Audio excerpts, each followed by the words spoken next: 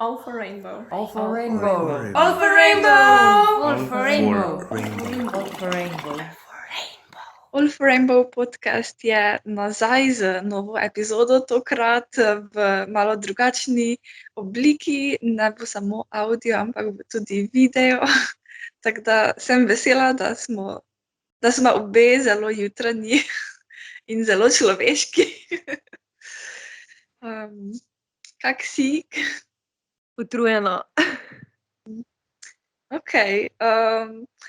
Danes bo malo govora o tem, kak je biti v študijskem času pa del LGBTQIA+ skupnosti. Imaš moja jutranjost. Kak je biti del skupnosti v času študija za tebe? Moram reči, da v Sloveniji mi je zelo prijetno. Moram reči, da so vrstniki zelo odprti, zelo sprejemajo.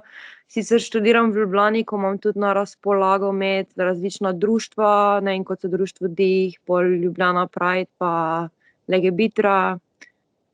S tesno pač tudi prostovoljno pomagam, če se da.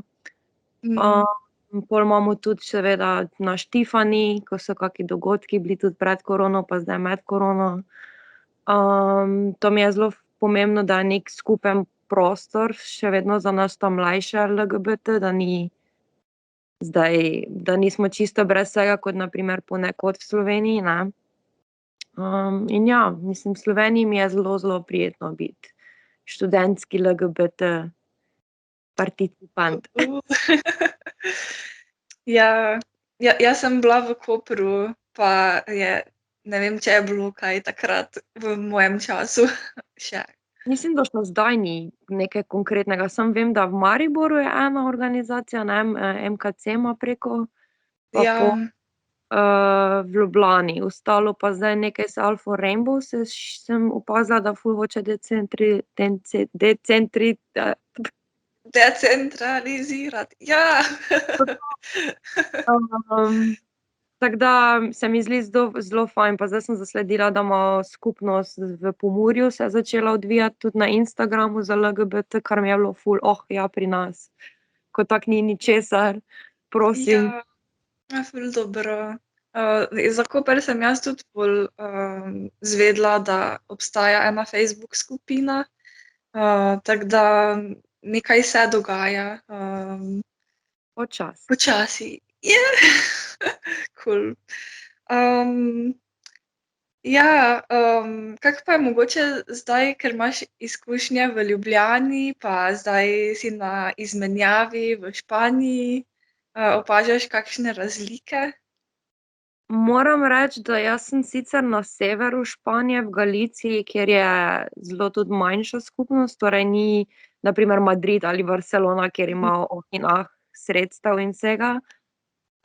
Zasledila sem, da imajo neko malo parado ponosa čez leto, Okej. ter ni zdaj nekaj ogromno folka, ampak je neka mala, tako ful me na mariborsko spominja, tako prijetno. Super. Pol pa je bil en gej klub prav z drag kraljicami in vse, ampak se zaradi korone zaprl in ne vemo, kdaj se bo odprl. Pol pa še je en bar, kjer je sicer kao LGBT friendly, tako da je ful dosti LGBT folka tam, ampak hkrati pa tudi zelo heteroseksualnega folka tam in je tako bolj mešan ambient. Tako ful opažam, da je ogromno mladih tam, ko so LGBT del skupnosti, ponosno nosijo in broške in različne torbice in vse. Tako na vsakem vogalu vidiš nekoga in si like, ja, definitivno je del skupnosti. Cool. Starši tudi večinoma, koliko imam tam LGBT prijateljev, so starši tudi v redu sprejeli, ni zdaj nekih problemov. In ja, mislim, je malo drugače, ni pa zdaj ful ogromna razlika, tako ful me na Maribor spominja. Okej, tudi to je fajn slišati. Kako pa, mislim, v samem šolskem prostoru na fakultetah se kaj govori o teh temah ali pa imajo študentke možnosti se na koga obrniti ali je to vse izven? Večinoma je izven, koliko sem zasledila, edino, kar nudi naša fakulteta, je to, da imamo, oziroma univerza, v kateri sem, nudi različne sestanke in aktivistične programe za enakost med spoli. Okej. Gender Equality se imenujejo in so različne delavnice, sestanki, aktivistična gibanja, ki jih organizira s strani fakultete in univerze. Vodi moja profesorica osebno, to ima preko, ki tudi poučuje različne sociološke predmete. Tako da na tem področju zelo, ne vem, ker imajo malo problem z še vedno to neenakostjo med spoloma. Tako da na tem se dela, za LGBT pa nisem nič konkretno zasledila, da bi bilo kaj v povezavi z univerzo ali pa fakultetami. Ja, jaz se spomnim tu v Ljubljani, da sem bila enkrat del stojnice, ki je bila med fakultetama za matematiko in fiziko. Tako da me je ful presenetilo, da je bila možnost, da pridemo iz Diha in da imajo osebo profesorja, ki se zavzema za LGBT plus skupnost. Tako da bi bilo fajn, če bi bilo še drugje kaj takega. Glej, če je društvo Dih pripravljeno spakirati stvari pa priti v Španijo, bi ziher moja profesorica bila za. Road trip pa to bi bilo kar kul. Kaj se ti zdi mogoče še kaj takega, kar pogrešaš ali pa si želiš videti več za LGBTQIA plus študentke in študente? V Španiji? Ja, oboje mogoče. Ja. V Španiji definitivno opažam, da ful pogrešam ta društva. Ta društvo Dih, ki je meni zelo blizu, pa ne vem, meni je to, da jaz nimam prostora, kam lahko tam grem, pa se usedem, pa ne malo pokramljam z LGBT skupnostjo, meni to zelo manjka zgoraj. Zdaj tu doma pa to, kar sem že omenila, to, da se začnejo delati počasi prostori tudi izven Ljubljane in Maribora. Da je nekaj več skupnih prostorov, da se začnemo malo družiti, da imamo različne, ne vem, igrne večere ali pa kajkoli, da se malo razširi ta podpora, ta skupnostna ideologija, da se malo razširi tudi po drugih krajih, ne samo v večjih mestih.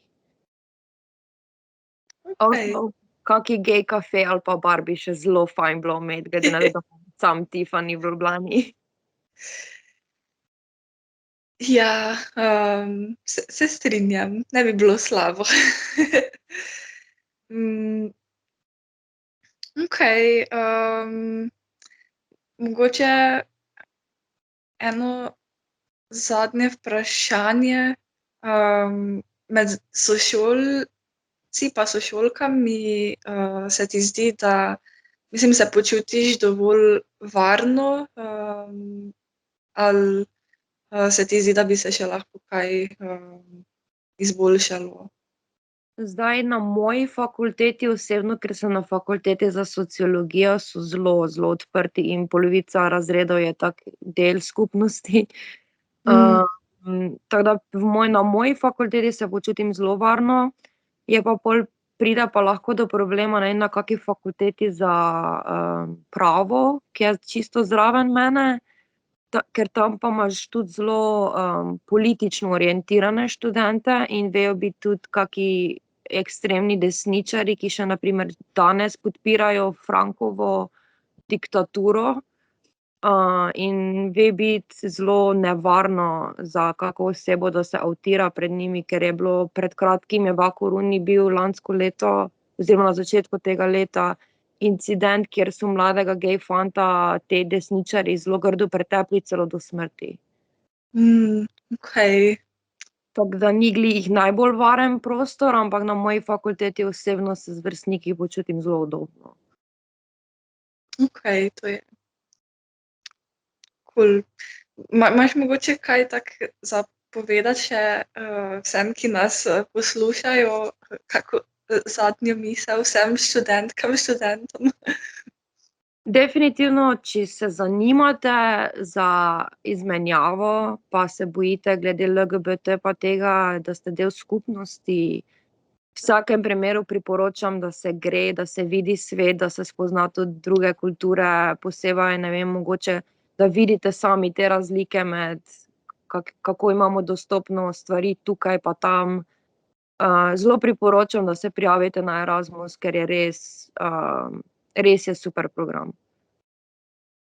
Okej, super. All for Rainbow podcast se poslavlja in se vidimo v bistvu slišimo v naslednji epizodi, vidimo pa bomo videli. Okej, čau. Ciao.